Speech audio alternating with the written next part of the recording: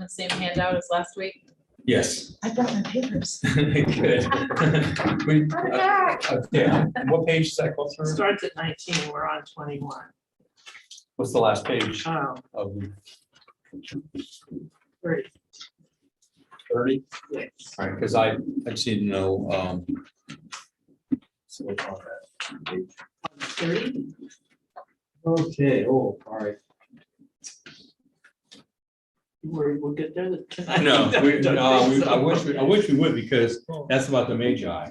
It'd be nice to get there before Christmas, but it's not gonna happen. But I continue to study things and put things in my notes, and I would like to get them in your notes if it's far enough ahead, but if that makes any sense. Okay, well, welcome everybody to New Testament Times. Tonight, we're going to be covering briefly the new intertestamental period. We're going to be looking at what happened politically in between the Old Testament and New Testament, and closer to New Testament times that helped to bring us into especially the coming of Herod. So we know, where did Herod come from? How did he get to be in power? And if you were here for ancient times, this may seem familiar to you, but I thought even if you were, it wouldn't hurt to go over it again, because there's a lot of detail and it's hard to keep straight. And, for some of you, it will seem like the first time. All right, so we're looking at the political world. We've looked at the religious world, the economic world, the philosophical, all the different stuff that's going on in the world leading up to the time of Christ. And now we will look at the political world. And we're going to begin with the Hasmonean Rule as a result of the Maccabean Revolt. Now, I don't have this in your notes. I'm just going to briefly go by what's on the screen here. This is during the time of Antiochus IV, who gave himself the name Antiochus Epiphanes, which means God manifest. He was a descendant of one of the generals of Alexander the Great. Does that sound familiar? All right, remember the empire was divided into 4 parts, the 4 generals, and Antiochus was from the general Seleucid. There was another general named Ptolemy who took over Egypt. And so the Seleucids and the Ptolemies were always going back and forth. And in ancient times, we covered the soap opera that was there between the fighting, the intermarrying, the murder, all the stuff that was happening between the Seleucid family and the Ptolemy family. So we get to a point where Antiochus IV is ruling over the area of Judah. And just to make it short, he decided, he had been trying to Hellenize everybody. He wanted everybody to be like the Greeks, but the Jewish people refused to do that. And that incensed him. And so he made it against the law to circumcise, punishable by death, to have a copy of the Torah. He gathered up all the copies he could by that, et cetera, et cetera. He forced the priests to sacrifice pigs. He sacrificed pigs on the altar in the temple, and then scattered pig juice all over the temple to desecrate it, and did lots of horrible things. Killed many, many people. But eventually, there was a revolt called the Maccabean Revolt, which was led by a family called the Hasmonean family. Maccabean comes from a nickname of one of the sons of the leader. Matthias was the leader who started it all. His name was Judas Maccabeus, or Judas the Hammer. And so it's called after him. He and his 4 brothers carried on the revolt. Eventually, they were successful at driving out Antiochus IV, and then his son Antiochus V as well. And in the process, recaptured Jerusalem. They wanted to rededicate the temple in Jerusalem. They couldn't use it unless it was rededicated after being defiled. And part of that was that the lampstand had to burn for 8 days in order to consecrate the temple, but they didn't have 8 days worth of oil. In order to do that, you'd have to have a consecrated temple in order to consecrate the oil. So they're catch-22. So they said, well, the only thing we can do is just put the day's worth of oil we have in the menorah, and that's all we can do. So they did, and it miraculously lasted 8 days, which enabled them to rededicate the temple and begin offering sacrifices again. To commemorate that, they initiated the holiday called the Festival of Lights, because the lights had burned for 8 days. And if you're here this morning, you remember that those lights were to burn all the time in the holy place. So it was a big deal. Now that holiday is called Hanukkah. So that's where it comes from. Jesus celebrated it, and people still celebrate it today. Okay, that's where it comes from. Now, so where we're going to look at now is when the Hasmonean family now has control over the land of Judah, and see what happens there as we move on from the Maccabean Revolt. So you see there in the notes, Hasmonean rule from the time of the Maccabean Revolt, and the first guy we have there is Simon.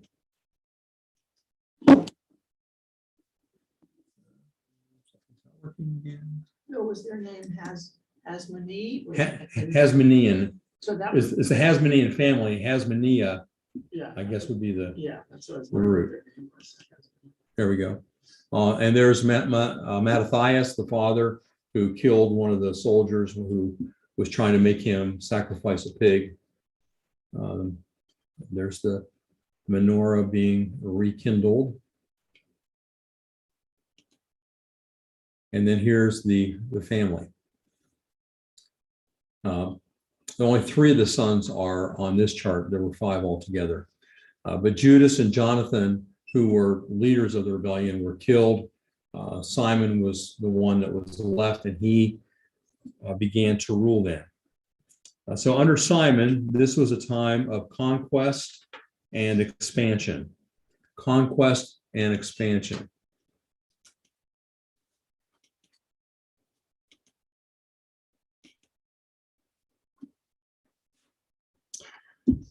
Now, because not only was the temple desecrated, but the priests themselves, because they were forced to sacrifice pigs. So many of the priests were not eligible, and the high priest himself. The Hasmonean family were a Levitical family. So Simon assumed the office of high priest as well as ruler. So he's both a religious and political ruler. And he assumed the office of high priest, they said, forever until the faithful prophet appeared. Because what their attitude was, we're not sure what to do. None of this is covered in the manual. And so we're just going to do what we can until the prophet who is predicted comes and tells us what to do. True prophets, of course, had ceased after Malachi. Simon had called together a great assembly to help him rule, and it's that assembly that the Sanhedrin comes from. The aristocratic party, the wealthy, constituted a majority of the assembly, and they were Hellenizers. Now, that's really, oops, okay, not ready for that yet. That's really ironic, because the whole thing about fighting against Antiochus Epiphanes was that he wanted to Hellenize the nation. And then when they gained control, one of the main groups that is helping to rule are Hellenizers. And they elected him as high priest.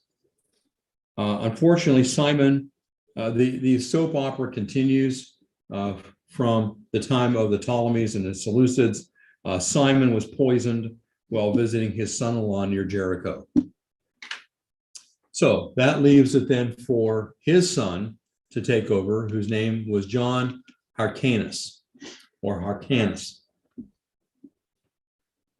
He expanded the kingdom even further than Simon had, including Transjordan, and Transjordan simply means on the other side of the Jordan. So, here's the area of Judea. Transjordan is over here. So he expanded over this area. Idumea is to the south of Judea, and Samaria is to the north. So he expanded into all that area. Hyrcanus started a policy of forced conversions, forcing people that he conquered to become Jews. And that usually involves circumcision, including what's important for our future understanding, the Edomites, who were the ones occupying Idumea.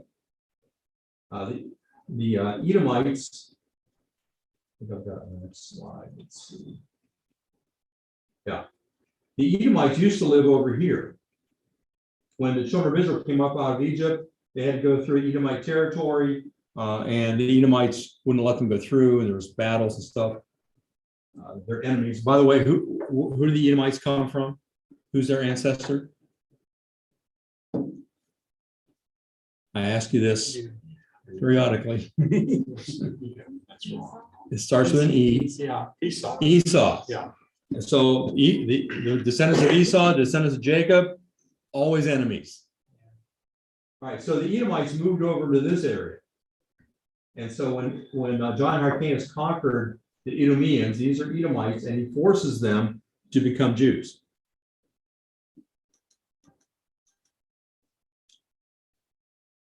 And that's never a good thing, right? When you force people to convert. John Hyrcanus broke with the Pharisees and moved towards Hellenism. Now, the Pharisees had just developed during this time period as the ones who were holding true to the law of God. They were against Hellenism.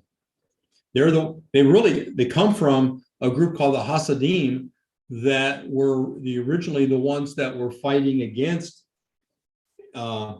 Epiphanes and trying to evangelize the Jewish people to come back to God and to fight against Hellenism. But John Hyrcanus, just one generation removed, of course, his father allowed the Hellenizers to be a part of the great great assembly here. But John Hyrcanus broke with the Pharisees and moved toward Hellenism. And he was considered both prince and a high priest. Didn't call himself a king, because that wasn't, he recognized that wasn't something that was legitimate, but he's a prince and high priest.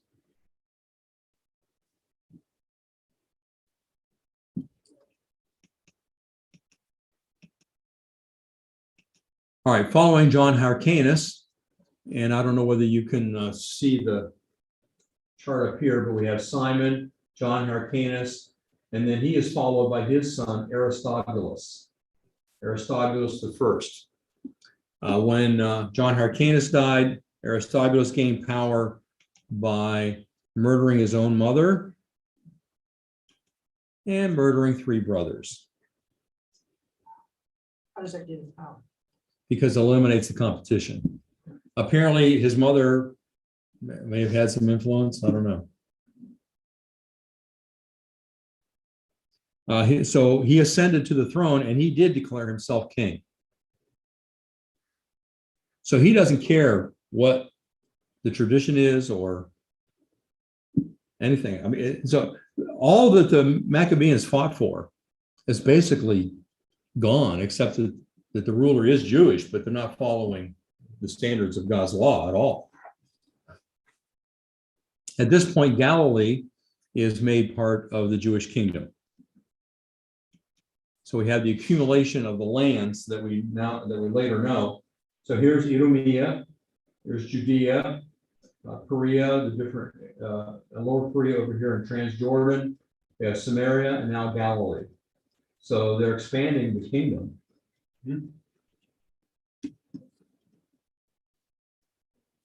And he followed a policy of forced conversions. Oops, I had the arrow for Galilee. There we go. Now the arrow disappears. Among the Itareans in the Golan Heights, which is to the northeast of Israel. Yeah, up there. Golan Heights is a very important area today. A lot of pressure from everybody in the world practically to get Israel to give up the Golan Heights that they captured during one of the wars. But they are reluctant to do so because the Golan Heights, if you understand by the name, are high. They're high ground looking down on Israel. And it was from there, when Israel did not have it, that artillery was able to fire right down into Israel, and rockets and all that. So that's an important area today. Aristobulus, you might not be surprised, was a brutal ruler.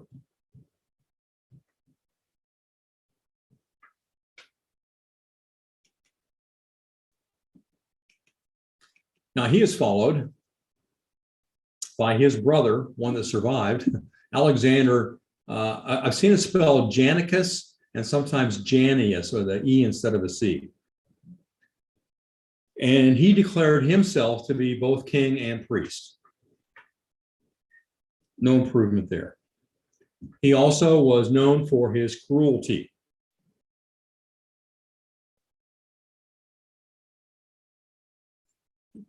And you got to think the people of Israel are wondering, when's it ever going to get any better? It doesn't matter if we're under a foreign ruler or our own.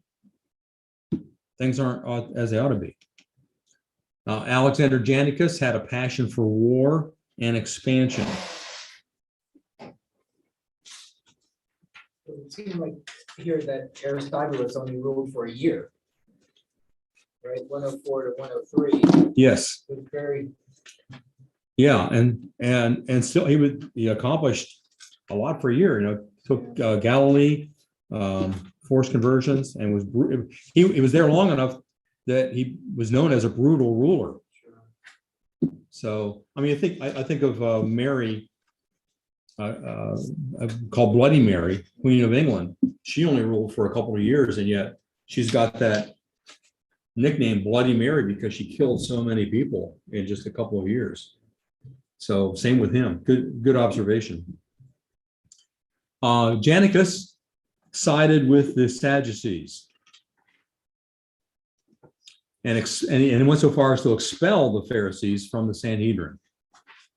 So this led to a Pharisaical revolt. Pharisees are not going to put up with that. So the Pharisees now, get the irony here, the Pharisees were basically the ones who had led the revolt against Antiochus Epiphanes, which his base was Syria, and so we call it Syria. They're the ones that led the revolt against Syria as the Hasidim. But at this point, they asked Syria for help against Alexander. And Syrian forces invaded, and Alexander fled for 6 years. Well, once the Assyrians get there, what's going to be their attitude? Let's take over again. They're not going to drive out Alexander Janicus and say, okay, here you are, Pharisees, you can have it now. No, they decide they're going to take over. And so the Pharisees realized that's not going to work. So they made peace with Alexander Janicus so they could drive the Syrians back out again. And so they did. So Alexander Janicus came back, pushed out the Syrians, and regained the throne. And in celebration, he invited the Pharisees to a massive feast. Yay, we'll all be friends now. Well, then he arrested them and crucified 800.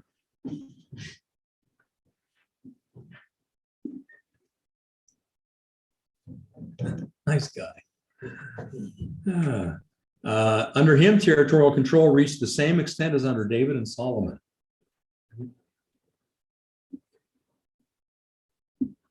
Executions became, and there's a map of how how much territory he controlled.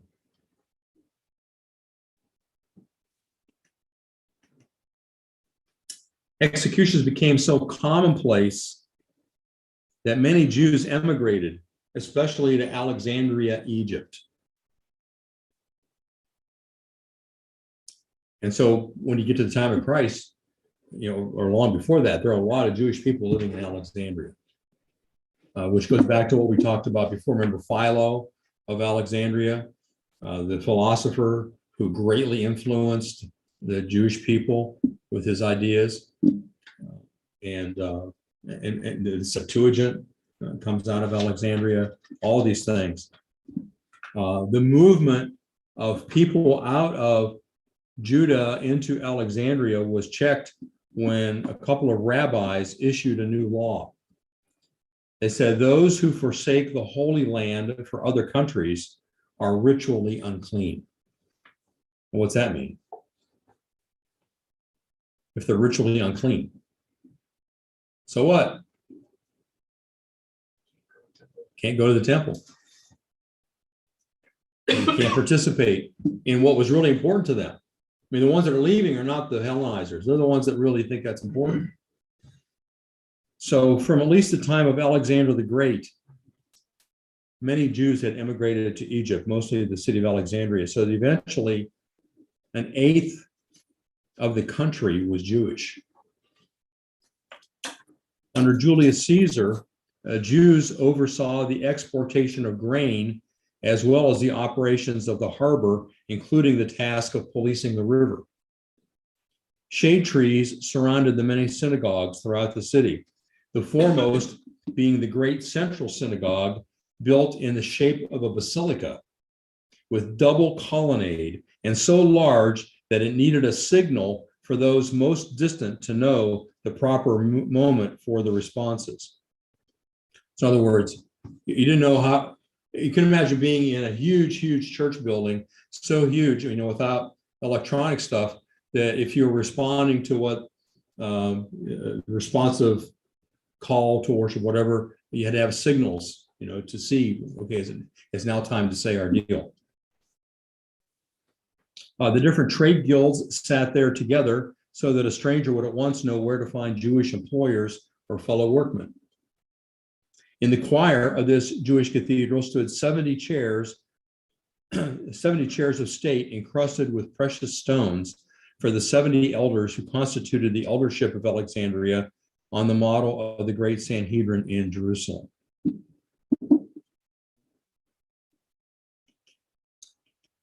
Well, Alexander Janicus dies, and he is succeeded by his wife, Salome Alexandra. Her brother, Simon ben Sheta, was the leader of the Pharisees. Under her rule, therefore, the Pharisees were restored to their place in the Sanhedrin.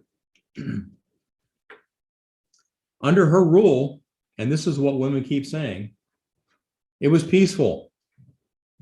Does your women say women ran the world? We wouldn't have all the wars and stuff. Well, here's a good example.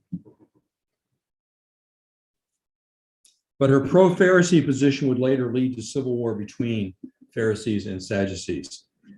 Many laws were enacted during her time, but when she died, civil war broke out between her two sons.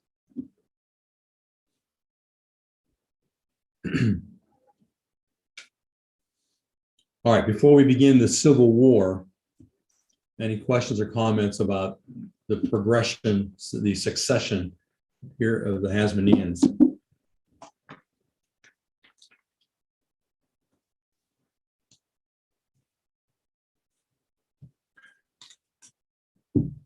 Why were they so messed up? They're in the land, they've got the temple.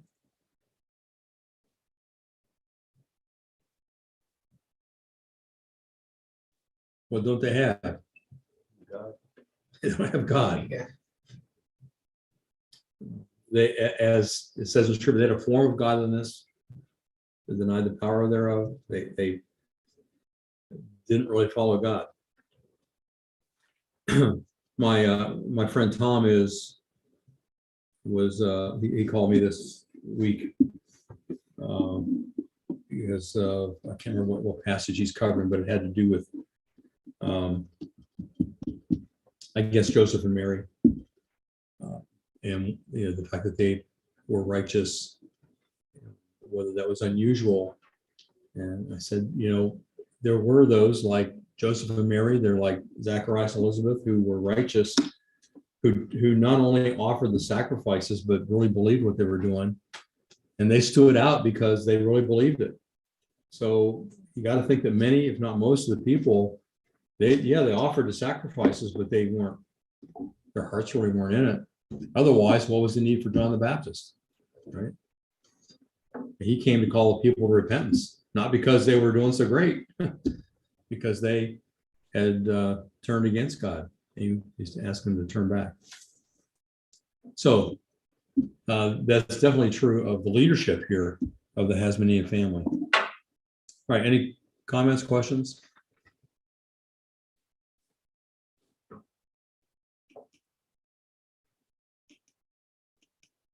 All right, next comes the Civil War and the establishment of the Herodian dynasty. That'll come as a result of the Civil War. So you see here on the genealogical chart, you've got Simon, followed by John Hyrcanus, Aristobulus, followed by his brother Alexander Janicus, followed by his wife Salome Alexandria. Okay, it's not too hard to follow. She has two sons that when she dies are vying for control. Hyrcanus II, John Hyrcanus II, he's named after his uncle. I think that would be uncle or father, whoever that is. Anyway, he's John Hyrcanus II, and he assumed power. Now he was, unlike the rest of the family, quiet, unassuming, peaceful guy, and he had support of the Pharisees, just like his mother. His brother Aristobulus II, named after his uncle, really uncle this time, tried to take control. And John Hyrcanus was convinced by his brother Aristobulus that he really wasn't the ruler type. And so he said, yeah, you're right, I really don't enjoy this that much. And so he kind of gave it up. Well, when he did that, the army of Hyrcanus deserted. And so no, we're not going to stay around and fight for somebody who doesn't even want to be there. At this point, a guy by the name of Antipater arrived from Idumea. So Antipater is an Idumean, or Edomite. So he comes up and he gets the ear of John Hyrcanus II and convinces him that he's been cheated and encourages him to resume the war. Antipater told him to flee to King Aretas at the city of Petra, and that Antipater would take care of things. He would get the kingdom back for him. Well, the two brothers fought to a stalemate. And then I think with Antipater's influence, they both appealed to a Roman general who was in the area by the name of Pompey to settle the dispute. Now, if you think back in the history of the Roman Empire, there was a time when Pompey had a part of the Roman Empire along with Julius Caesar, and Pompey had this part of the world. And with Antipater's influence, Pompey sided with Hyrcanus. Well, at this, Pompey doesn't miss a chance, and he enters into Jerusalem in all of his Roman arrogance and entered into the Holy of Holies of the temple. He took control, and he installed Hyrcanus as high priest in Palestine, or in Judah, and his own ruler in Syria. So he decided Hyrcanus would be high priest.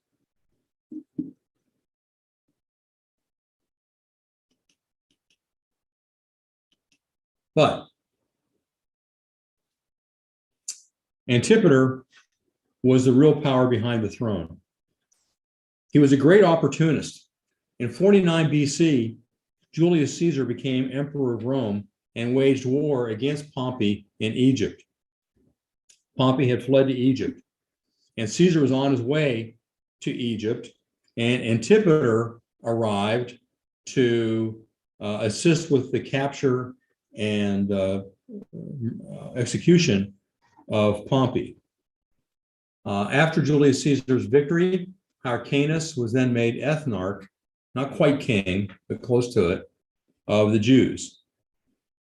Now remember, he had been appointed high priest by Pompey, so this is kind of a step up. Caesar made Antipater II a Roman citizen and governor over Judea. So Hyrcanus is ethnarch of the Jews, but essentially over Jerusalem. Antipater II, who is an Edomite, is made governor over Judea.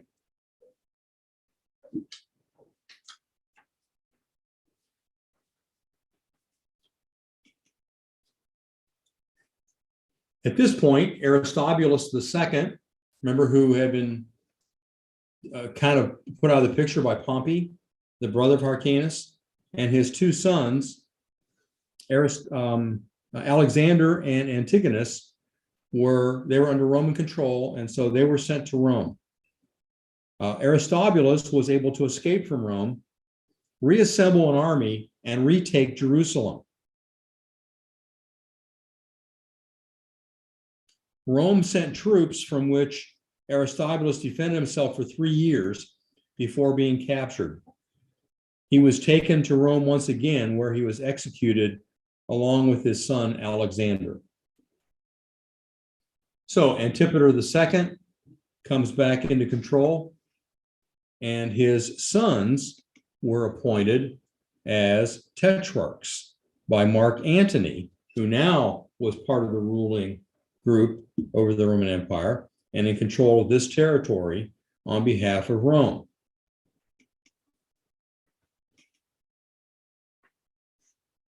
However, following the assassination of Julius Caesar, Antipater II was poisoned in 43 BC. His two sons were Herod and Phasael. Herod was given control over Galilee, up here. Phasael was in control over Jerusalem.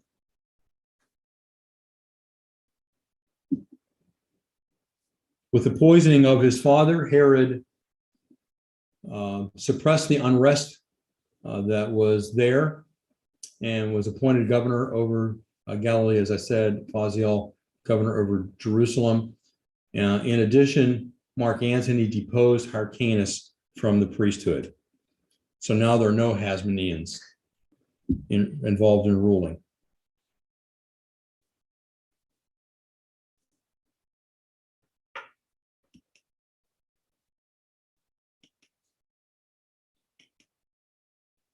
And that's the end of the Hasmoneans as far as ruling. From here on, it's going to be the Herodian family from Antipater. Antipater II, his son Herod, and Herod's descendants. So we see, first of all, Herod is the governor of Galilee, years 47 to 40 BC. You know, on the map, there's Galilee. He's ruling there. His brother is down in Jerusalem. Herod was a very good administrator.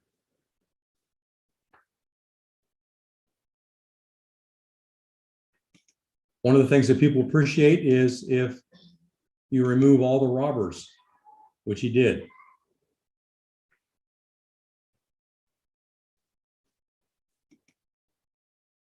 In 43 BC, Antiochus died, and so the aim then was to gain control after Hyrcanus died. Yeah, I'm sorry, I'm not making sense of that. Forget that.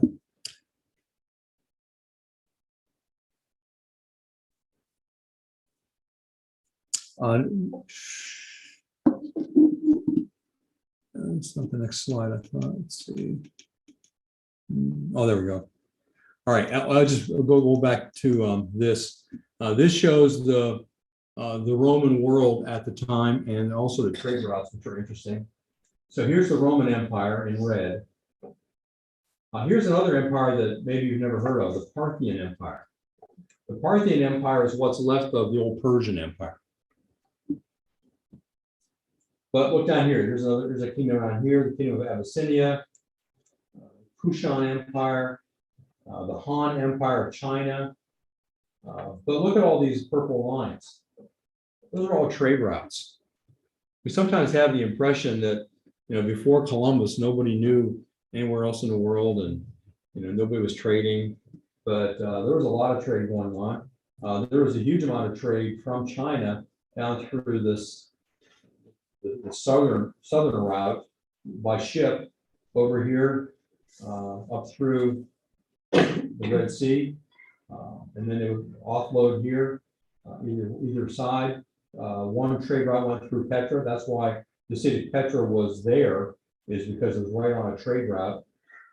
Others went over to Alexandria and went by ship then into Europe, from Petra into Antioch, and then by ship as well. There's overland routes. This is called the Silk Route. And these operate from before the time of Christ up until the Middle Ages.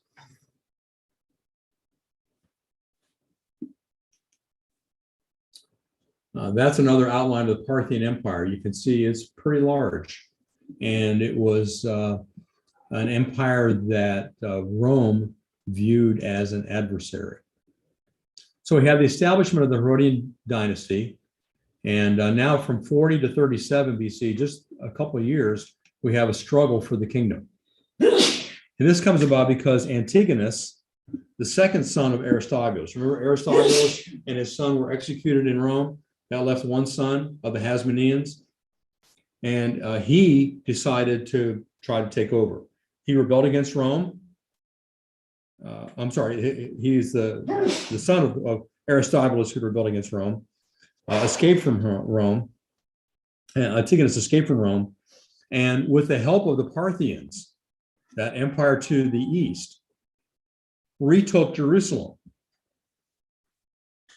The Parthians crowned Antigonus king. Antigonus had his uncle Hyrcanus's ear cut off, mutilating him so he could never resume his position as high priest again. So apparently didn't have the heart to kill him, just maimed him. So he's no longer in the picture as a priest. All right, so you understand what's going on here? Antigonus escapes from Rome. He's been raised there. He comes over. He joins a Parthian army that comes in. The Parthians are looking for a chance to get at Rome, and they come in and retake Jerusalem. I'm sorry, to get at Rome and retake Jerusalem. And so they do so. So what happens as the Parthians come in and attack Jerusalem, they captured Phaziel, the brother of Herod, and they're taking him back to Parthia as a prisoner. On the way to Parthia, Phaziel apparently committed suicide. And so Herod blamed the Parthians for the death of his brother. Herod, meanwhile, runs for his life as Antigonus tries to kill him, but he is able to escape by going south to Masada, where he left his family, and later they were besieged by Antigonus there. Herod then crossed the Dead Sea and continued to Petra.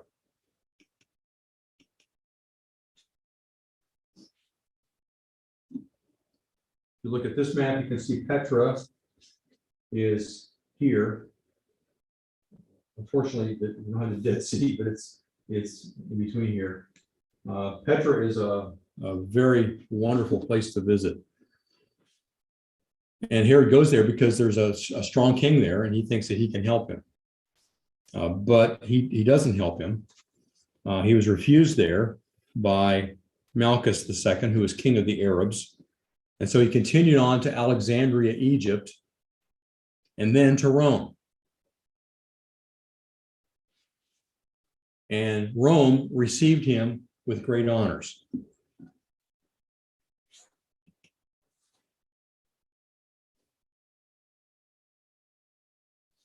Again, the Parthian Empire, going from near India all the way over to where Rome has control. First of all, here's Masada, where he left his family. Now, some of these drawings are of what Herod built later, but you get the idea. It was a large tabletop plateau, very mountainous. You could not get there except for one pathway leading up.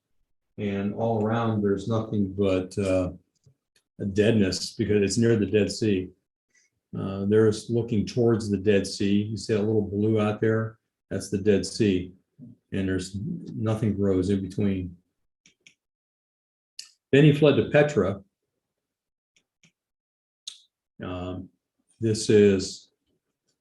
Petra was a major place on the trade routes, and so camels were very important because they're the trucks of the time.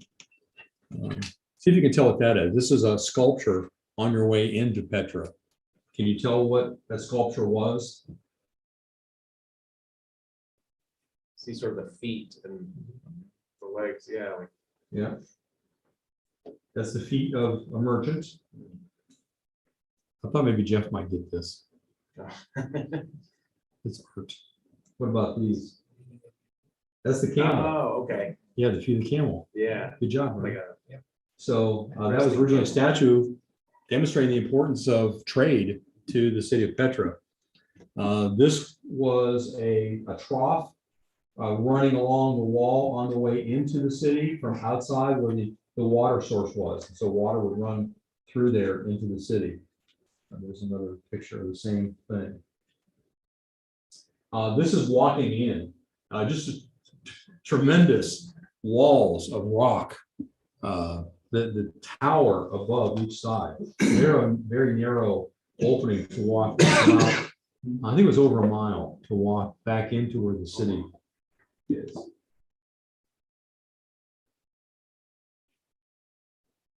And amazingly, in that narrow of an opening, there was no shade. It was 120 degrees and no shade.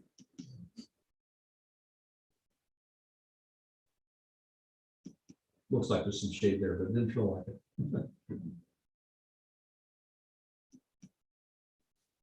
And this is the first structure you come to as you come into the opening of the city. It's called the Treasury because it's so elaborate. That's what the people thought when they first saw it. But actually, it's a burial vault.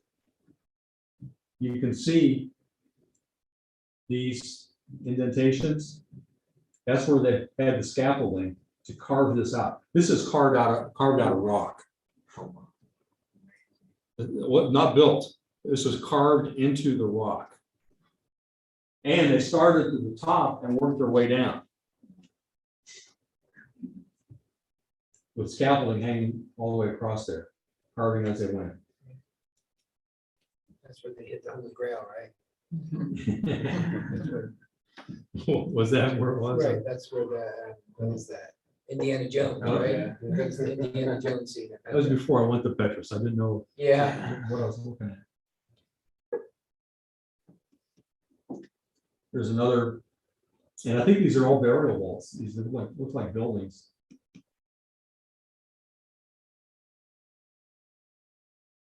Just the detail, it's amazing.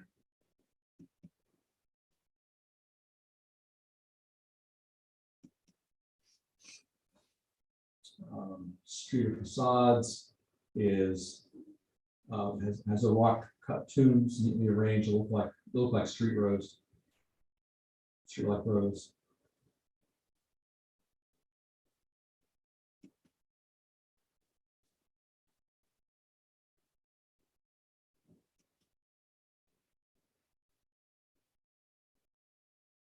And all carved out of rock. Now, the cave-like places, that's where they actually lived. They didn't live in these nice looking structures. That was for burial. Apparently they lived in the caves. And well, pretty rocks. You thought I was gonna say pretty model, didn't you? She was a doctor that was along with her trip.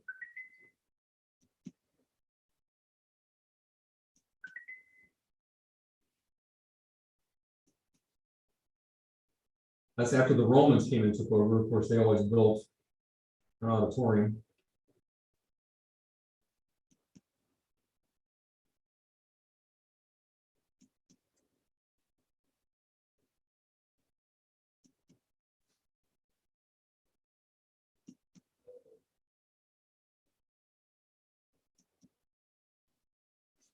That is on the inside of a cave. This is the meeting of the wall and the ceiling. Not painted. That's the natural coloring of the rocks.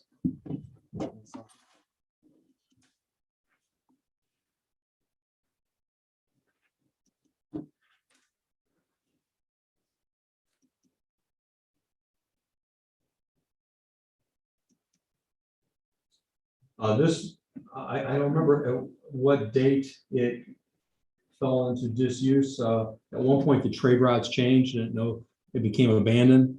And it wasn't until the 1800s that a Frenchman stumbled upon, and there was all this rubble blocking the entrance, the entryway, and he got through there somehow and found this tremendous place that everybody had forgotten.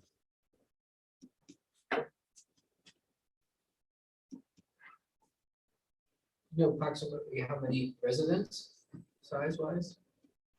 I don't know, I mean, it looks like quite a lot It does. from how many holes there are. I mean, it was a pretty thriving place back during, BC era, because it was on a major trade route, like I said.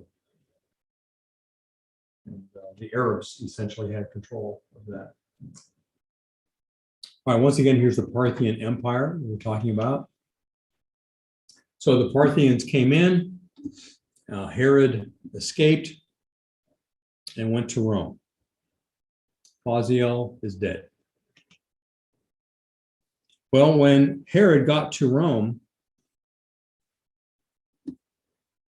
as I said, he was received with great honors, and Octavian, who was Julius Caesar's nephew, later would become Caesar Augustus, and Mark Antony, they were the ones that were in control of the empire at this point, persuaded the Senate to appoint Herod as king of the Jews. All right, enough of this messing around. Just appoint Herod. We know he's got the stuff. He's a good administrator. Just appoint him king of the Jews. And they also extended his territory and gave him armies to reclaim the kingdom. Because remember, he left, he fled for his life because Antigonus and the Parthians are now in control. So the Romans give him an army to go with him when he goes back. Google says that 2,000 years ago at its peak, Petra had 20 or 30,000 residents. 20 or 30,000, yeah. So pretty good size. Thanks for looking that up. All right. So Herod became the undisputed ruler of Judea if he can drive out those that are there. I guess I don't have a slide for that. So what happens is he is able to come back to Jerusalem to drive out Antigonus, or to capture Antigonus, drive out the Parthians, and he takes over. So he's there now as king of the Jews, because of the Roman armies. That brings us then to his rule. And this Herod is called Herod the Great because, in part because he was a good administrator, but mostly because he built great buildings. He was a great builder, not because he was a great person. First of all, in his life, we have a period of consolidation. Oops, I passed it. During the Roman Civil War between Octavius and Mark Antony, remember Mark Antony hooks up with Cleopatra, and there's that whole thing. Well, Herod inherited his father's ability to pick the winning side in any dispute. And so even though Herod had been on the side of Antony had been his friend, now he picks the side of Octavius. And so he's on the winning side as Octavius defeats Antony and Cleopatra. And his land holdings as a reward were increased again in 22 and 20 BC. Not surprisingly, he didn't like either Pharisees or Sadducees. He suppressed the Pharisees and executed the Sadducees. So that's when he's consolidating his power. He's getting his power entrenched.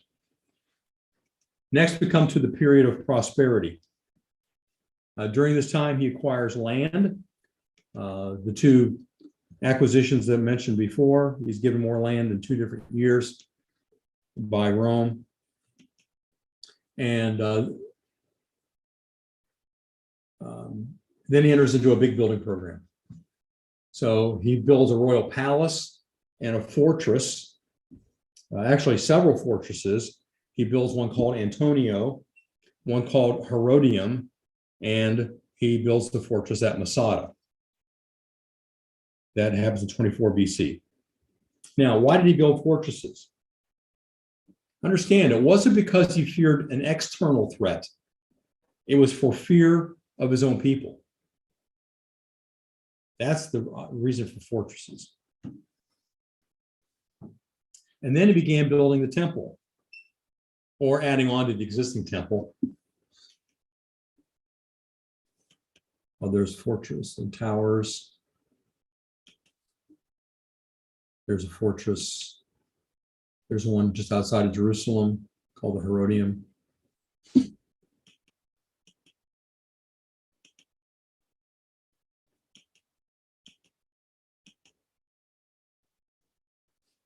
And so this is called the Second Temple period because what Herod did was he added on, improved the temple that was built back in the time of Ezra and Nehemiah.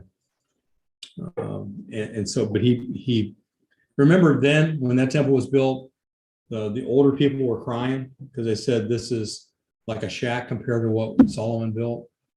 Well, Herod is going to remedy that. He's going to build one bigger than Solomon. And so he begins to build that. The sanctuary, or the holy place and holy of holies, was completed in 17 BC. It was still being built at the time of Jesus. I don't know if you remember when somebody said to Jesus, when Jesus said to destroy this temple 3 days, I'll raise it up. And they said, we've been building this for 40 years. Well, it still wasn't built yet. It wasn't finished until 63 BC. That was when the courts were finally finished. And just 7 years before the whole thing would be knocked down. Herod's sons were sent to the best schools in Rome. Here's a cutaway of Herod's temple. We're looking this morning. This is the holy place. Here's the Holy of Holies. There's steps leading up to the holy place. There's the great altar, sacrificial altar. This is a model in Jerusalem. There's a model of the city of Jerusalem at the time of Jesus, which is fantastic. There's also a really good one down at the Holy Land Experience in Orlando. I guess it's still there. But you can see all the buildings that were there at the time of Jesus, and this is the temple as it appeared then. He also built a city. He decided to build a seaport. He wanted to have a good seaport for the area he controlled. And so he built a city out of marble and named it after Caesar and called it Caesarea. And these are some of the remains of that.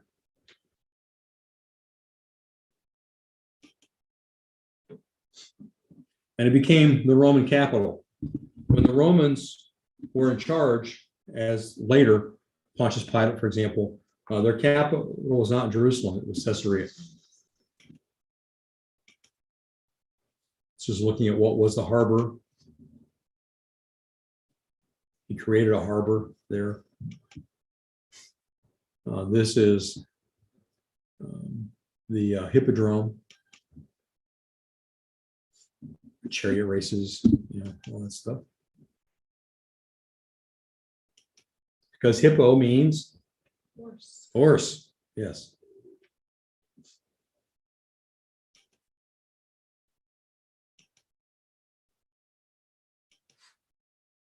This is a bath. That where the green is was once the harbor, part of the harbor. This is a wall outside the city, around the city. This is an aqueduct bringing water into the city. So there's Herod's kingdom.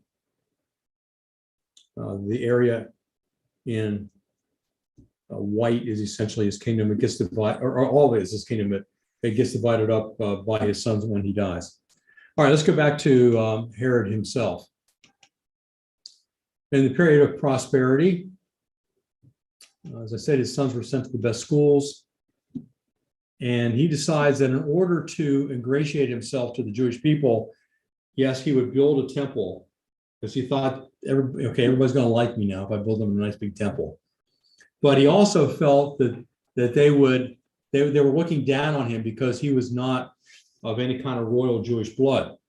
So he decided to marry into the family, the Hasmonean family. And so he marries a woman, a Hasmonean by the name of Mariamne. You can see she is the daughter of Jonathan Alexander, who is the son of Aristobulus II. So you can see how this all fits in. Mariamne then it marries Herod the Great. Miriam would be the Hebrew, or simply Mary. Depends on, I think Mariamne maybe, I'm not sure if that's more the Roman or what. Okay, Herod has domestic problems because he has more than one wife. That always leads to trouble. First, he had a wife named Doris. And I don't know whether this is always true, but none of his wives were happy. But that may have more to do with Herod than that the fact there's more than one of them. Doris was from an unknown family in Jerusalem. She married Herod in around 47 BC. He sent her away in 37 BC, recalled her in 14 BC, and sent her away again in either 7 or 6 BC. She was the mother of Antipater, whom Herod executed in 4 BC.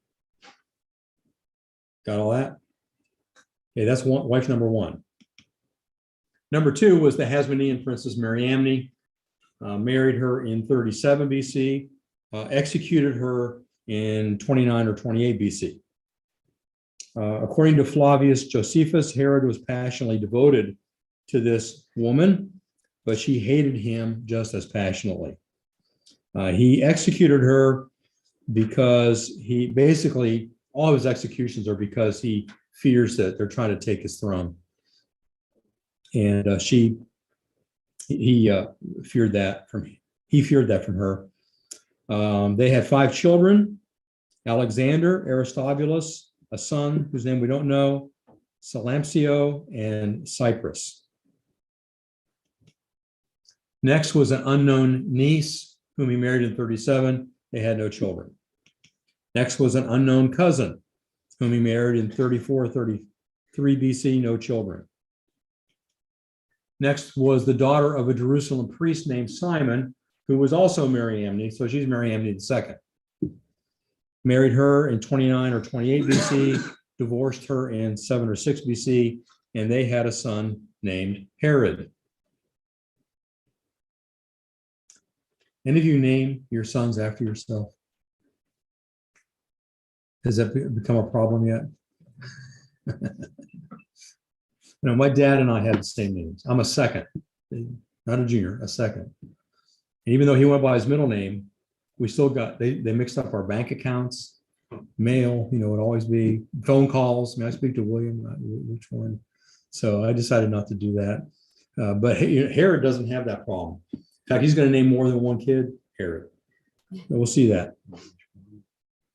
Then there's a Sumerian woman named Malthace, married in 28 BC, she died in 5 or 4 BC. Their children were Antipas, Archelaus, and Olympias.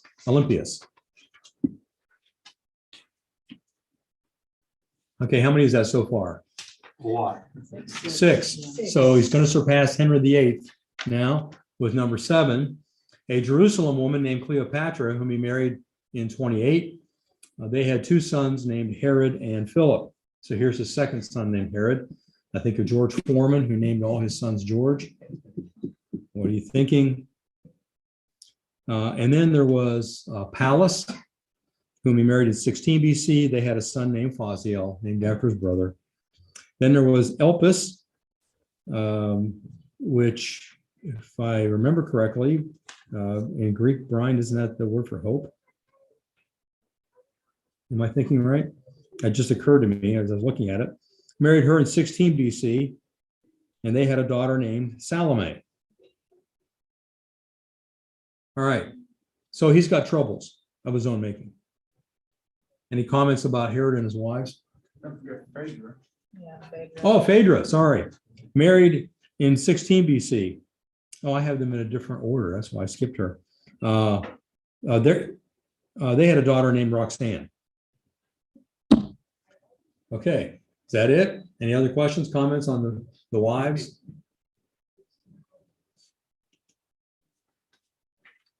Oh, there's Elpis. All right, now, the thing to understand about Herod the Great, if there's one word to describe him, it's paranoid. He thought everybody was after the throne, especially in his family. So he lured his brother-in-law, Mariamne's brother, whose name was Aristobulus III, and was the high priest. But he had become high priest because Mariamne went to Antony for the appointment and didn't talk to her husband. So Herod took care of that by luring him to a swimming party where Herod had him drowned. Now, a good Jew wouldn't have gone to a swimming party to begin with, but there you go. He ordered his uncle Joseph killed because he suspected him of impropriety with Mariamne. And then remember Hyrcanus II, poor guy, had his ear cut off and everything. Well, Herod just killed him. Herod had 45 members of the Sanhedrin killed. And based upon a charge of adultery, he had Mariamne executed. This execution caused him to become morbid and sullen, for he seemed to have loved her the most of all, and even named a tower in his fortress after her. Well, then he suspected his mother-in-law of plots against him, so he had her executed, the ultimate mother-in-law solution. And then Herod's sons, through Mariamne, were strangled out of fear that people would want any of them to be king, since they were both Hasmonean and royal blood, Herodian. In addition, 300 soldiers who supposedly were adherents to the cause of Mariamne's sons were also killed. Herod executed Antipater, his son by Doris, whom he had imprisoned, because while he was in prison, he heard that Herod had attempted suicide, which he had, but Herod used a bread knife, so I'm not sure how serious he was. But his son heard in jail that his father had committed suicide. And so he was rejoicing. Well, when Herod found out, he had Antipater put to death. And Herod then died 5 days later himself. So quite a chain of executions from this man Herod. He made 6 wills. In the 5th, oh, I'm sorry, before I go, I forgot I've got this. I guess I'll wait on that. He made 6 wills. In the 5th, Herod Antipas was named as his successor. 4 or 5 days before his death, a 6th will named Archelaus as the next king, with Antipas and Philip as tetrarchs over other areas. He had decided against his sons Aristobulus and Antipater, who were executed in 7 and 4 BC. He had such a reputation for killing his own family that Caesar Augustus said, "I would rather be Herod's pig than his son." And he used a play on words. The word for pig is hus, and son is huios. I would rather be Herod's hus than his huios. Is it clear why he would say that? Why would he be safe as Herod's pig? Yeah, so yeah, Herod tried to follow the Jewish customs, and so he would not have killed a pig.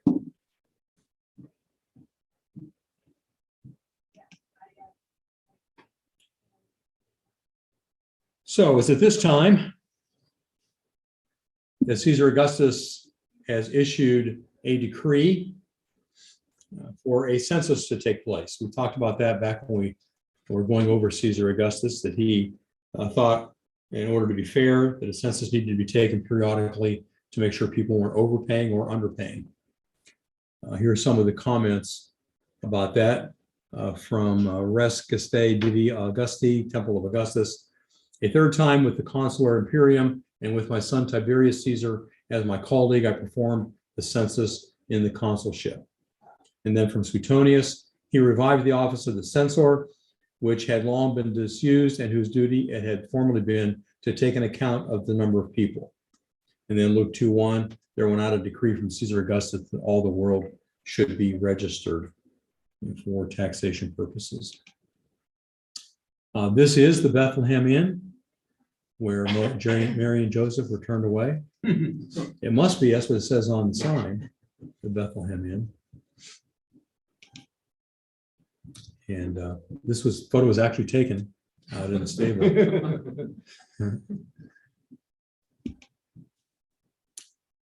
Let me say a word about the genealogies. If you're familiar with the Gospels, you know that in the Gospel of Luke, there is a genealogy. In the Gospel of Matthew, there's a genealogy, and there's some differences there. And just without going through everything in it, let me just summarize it this way. And there are some overlaps too. But the Gospel of Luke is showing us, first of all, Jesus' humanity, because he goes all the way back to Adam. But secondly, that he is in the royal line of David, that through Mary, he is in the bloodline of David the king. But because of a curse that God put upon Jeconiah, one of the kings, back when Nebuchadnezzar was coming to take control over Jerusalem, God cursed Jeconiah and said none of his descendants would rule on the throne. Well, that kind of puts a damper on the Messiah because it's supposed to be a son of David and of the royal line. Well, the solution to it is found in the virgin birth, that Jesus is born physically in the line of David, but not born physically in the royal line. That comes through Joseph. And Joseph adopts Jesus and adopts him into then the royal line. So he has the physical connection to David, but not through the cursed Jeconiah, and has the royalty through adoption. Does that make sense? You've probably heard that before. And next time, which will be in January, January. we're going to talk about the Magi or the wise Also men. When they arrived. What? At Christmas time, they arrived after. Ah, but is it? I'll have a surprise for you when we talk. Many surprises for you about the Magi. It's one of my favorite things. I've done a lot of research on the Magi, the wise men, and I think you'll be pleased with what we find next time. Any questions or comments about what we went over tonight? So you see where Herod came from, why he's there, why he is the king.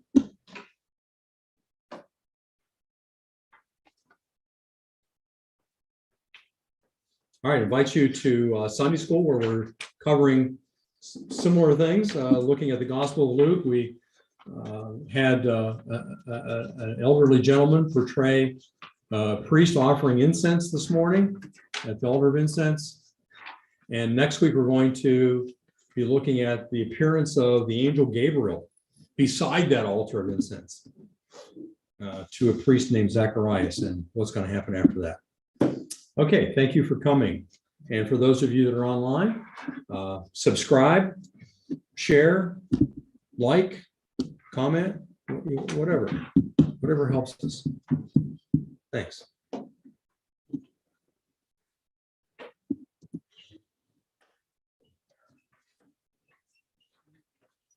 That's not different than a tetrarch. That's a good question. They're both sub kings.